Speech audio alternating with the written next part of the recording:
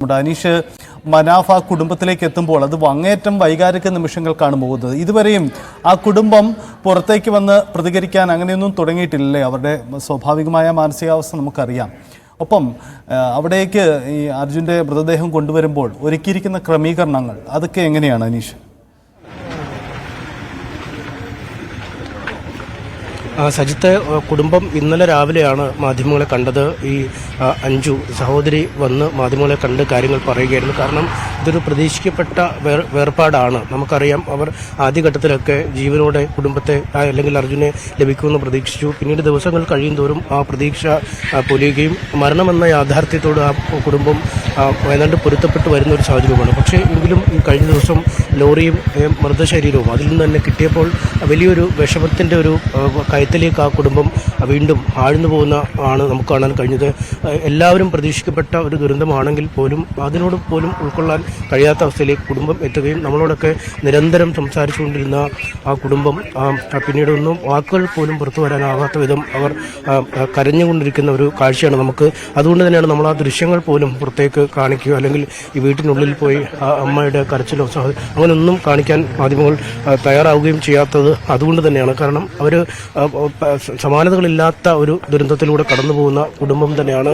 അതുകൊണ്ട് ഓരോ വിശിഷ്ട വ്യക്തികളും വന്ന് കാണുന്നു, അവരെ ആശ്വസിപ്പിച്ച് മടങ്ങുന്നു. കണ്ണീരുമായി അമ്മയും സഹോദരിയും മാരുമൊക്കെ ആ വീട്ടിനുള്ളിൽ കഴിയുകയും ചെയ്യുന്നു. എന്തായാലും ഇന്നലത്തെ പ്രതികരണം കഴിഞ്ഞാൽ മറ്റു പ്രതികരണങ്ങൾ ഒന്നും ചെയ്തിട്ടില്ല. പ്രത്യേകിച്ചും ഈ സമൂഹ മാധ്യമങ്ങളിലൊക്കെ ചേരിതിരിഞ്ഞുള്ള സൈബർ ആക്രമണങ്ങളൊക്കെ ഇപ്പോഴും തുടരുന്നു എന്ന് തന്നെയാണ് ആ കുടുംബം പറയുന്നത്. ഒപ്പം നേരത്തെ മനാഫ് പറഞ്ഞതും ആ രീതിയിൽ തന്നെയാണ്. കാരണം ഈ ആർക്കെങ്കിലും നന്ദി പറയുമ്പോൾ ആരെങ്കിലും വിട്ടുപോകുന്നുണ്ടെങ്കിൽ വിട്ടുപോകുന്ന ആളുകൾ ഒരു പറ്റമായി വരിക, അല്ലെങ്കിൽ ഈ ജാതിയും മതവും കലർത്തിയുള്ള ചില പ്രചാരണങ്ങൾ നടക്കുക, അങ്ങനെ പല തരത്തിലാണ് ഈ ഒരു ദുരന്ത സംഭവത്തെ പോലും ചില ആളുകൾ, പ്രത്യേകിച്ചും അവർ പറയുന്നത് ചില യൂട്യൂബർമാരൊക്കെയാണ് ഇത്തരത്തിൽ ഇതിനെ ഒരു ആഘോഷമാക്കി മാറ്റുന്നത്, അല്ലെങ്കിൽ ഇതിനെ ഒരു കച്ചവട താല്പര്യത്തോടെ വിനിയോഗിക്കുന്നതെന്ന് മനാഫും നേരത്തെ പറഞ്ഞിരുന്നു. അതുകൊണ്ട് തന്നെയാണ് അവർ കൂടുതൽ പ്രതികരണങ്ങൾക്കോ മറ്റും പുറത്ത് വരാതിരിക്കുകയും ചെയ്യുന്നത്. എന്തായാലും സംസ്കാരത്തിനുള്ള ഒരുക്കങ്ങളൊക്കെ വീട്ടിൽ പൂർത്തിയായി വരുന്നു. എന്തായാലും ഉച്ച കഴിഞ്ഞ് ഒരുപക്ഷെ DNA പരിശോധന പൂർത്തിയാക്കി ഭൗതിക ശരീരം അവിടെ നിന്നും പുറപ്പെട്ടാൽ നാളെ രാവിലെയോടുകൂടി അല്ലെങ്കിൽ ഒരു 10 മണിക്കൊക്കെ മുമ്പായി ഒരുപക്ഷെ ഇവിടേക്ക് എത്തുമെന്ന ഒരു കണക്കൂട്ടലാണ്. അതുകൊണ്ട് തന്നെ അതിനുള്ള തയ്യാറെടുപ്പുകളൊക്കെ ഇവിടെ പൂർത്തിയാവുന്നുണ്ട്. ഓരോ ആളുകൾക്ക് വന്ന് കണ്ടുപോകുന്നതിനും മറ്റ് ക്രമീകരണങ്ങളും ഒക്കെ ഈ മുറ്റത്ത് പൂർത്തിയാവുന്നത് നമുക്ക് കാണാൻ കഴിയും. വീടിൻ്റെ പിൻവശത്താണ് ഈ സംസ്കാരത്തിനുള്ള സ്ഥലം ക്രമീകരിച്ചിരിക്കുന്നത്. ഓരോരോ കാര്യങ്ങളായി ഇപ്പോഴും ഈ വീട്ടിൽ നടക്കുന്ന ദൃശ്യങ്ങൾ തന്നെയാണ് നമുക്ക് നൽകാൻ കഴിയുന്നത്. എന്തായാലും ഇനി കാത്തിരിപ്പ് അധിക മണിക്കൂറുകൾ വേണ്ടി വരില്ല എന്നത് മാത്രമാണ് ഈ കുടുംബത്തിൻ്റെ ഒരു ആശ്വാസം. സജിത്ത്, യെസ്, അതാണ് അനീഷ് സൂചിപ്പിച്ചതുപോലെ ഇനി അർജുൻ്റെ മടങ്ങിവരവാണ്. അത് നാളെ വെളുപ്പിനെയോടുകൂടി നമുക്ക് വീട്ടിലേക്ക് എത്തിക്കാൻ കഴിയുമെന്നാണ് പ്രതീക്ഷിക്കുന്നത്. ഇന്ന് വൈകിട്ടോടുകൂടി അവിടെ നിന്നും യാത്ര തിരിക്കും. DNA പരിശോധനാ ഫലം അല്പസമയത്തുള്ളിൽ വരുമെന്നാണ് പ്രതീക്ഷിക്കപ്പെടുന്നത്. മനാഫിൻ്റെ ആ കുടുംബത്തിലേക്കുള്ള സന്ദർശനമാണ് നമ്മൾ കണ്ടത്. മനാഫ് അർജുൻ്റെ വീട്ടിൽ രാവിലെ എത്തി. അതിനുശേഷം അവിടെ നടക്കുന്ന നീക്കങ്ങളും മറ്റുമാണ് നമ്മൾ കണ്ടത്. എന്തായാലും മനാഫ് ആ കുടുംബത്തിൽ വരുമ്പോൾ മനാഫിന് വൈകാരിക തലം പലതുണ്ട്. കാരണം അർജുനുമായി കുടുംബം കഴിഞ്ഞാൽ ഏറ്റവും അടുപ്പമുണ്ടായിരുന്ന വ്യക്തിയായിരുന്നു ആ മനാഫ്.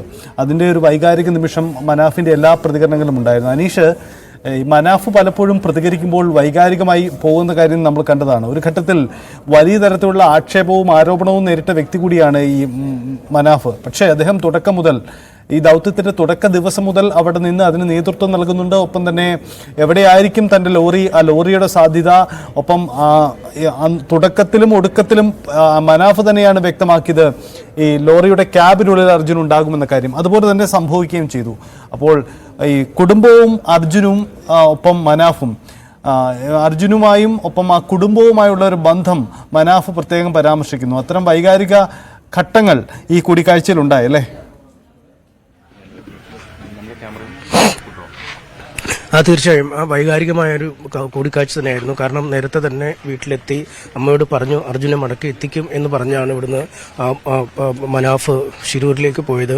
അതിനുശേഷം പല ഘട്ടങ്ങളിലായി ആ പ്രതീക്ഷകളൊക്കെ പൊലിയുന്ന സാഹചര്യമുണ്ടായി. തെരച്ചിൽ നിർത്തുന്നു, വീണ്ടും ആരംഭിക്കുന്നു, പിന്നീട് ഒഴുക്ക് കൂടുന്നു, തെരച്ചിൽ നിർത്തുന്നു. അങ്ങനെ പല തരത്തിലുള്ള പ്രതിസന്ധികൾ വന്നപ്പോഴും നമുക്കൊരു കാര്യം ഉറപ്പിച്ചു പറയാം. മനാഫ് കൃത്യമായി പറഞ്ഞിരുന്നു ആ ലോറി പുഴയിലുണ്ടാവും, ആ ലോറിക്കുള്ളിൽ അർജുനും ഉണ്ടാവും എന്ന് തർപ്പിച്ച് അദ്ദേഹം പറഞ്ഞിരുന്നു. അക്കാര്യം അക്ഷരം പ്രതി ശരിയാവുന്ന കാഴ്ചയാണ് നമ്മൾ കണ്ടത്. പലപ്പോഴും പലരും പലതരത്തിലുള്ള തീരുകളുമായി മുന്നോട്ട് വന്നു. കാരണം അത്രയും വലിയ ഒരു ഉരുൾപൊട്ടൽ ഉണ്ടാവുന്നു, അതിൽ നിന്നും വലിയ തോതിലുള്ള കല്ലും മണ്ണും ചെളിയും ഒക്കെ പുഴയിലേക്ക് വീഴുന്നു. പുഴയിൽ ഏതാണ്ട് 8 നോട്ട്സ് വരെ വേഗത്തിൽ ഒഴുക്കുണ്ടാവുന്നു. അതുകൊണ്ട് ഒരു കാരണവശാലും ലോറിയുടെ ഒരു തുമ്പ് പോലും കിട്ടാൻ സാധ്യതയില്ല എന്ന തരത്തിൽ പറയുന്നു. ബമ്പർ ലഭിക്കുന്നു, ടയറുകൾ ലഭിക്കുന്നു, കയർ ലഭിക്കുന്നു, മരങ്ങൾ ലഭിക്കുന്നു. ഇതൊക്കെ വരുമ്പോഴും ഈ ലോറി അതേ രീതിയിൽ കാണാൻ ഒരു സാധ്യതയുമില്ലെന്നാണ് നിരവധി ആളുകൾ പറഞ്ഞിരുന്നത്. കടലിലേക്ക് ഒഴുകിപ്പോകാനുള്ള സാധ്യതകൾ പോലും പറഞ്ഞിരുന്നു. നേരത്തെ മനാഫ് വ്യക്തമാക്കിയത് കടലിൽ ബോട്ട് വാടകയ്ക്കെടുത്ത് പോലും താൻ തെരച്ചിൽ നടത്തിയെന്ന് പറയുമ്പോൾ അത്രമാത്രം ആത്മാർത്ഥമായിട്ട് അദ്ദേഹം ആ തെരച്ചിലിൽ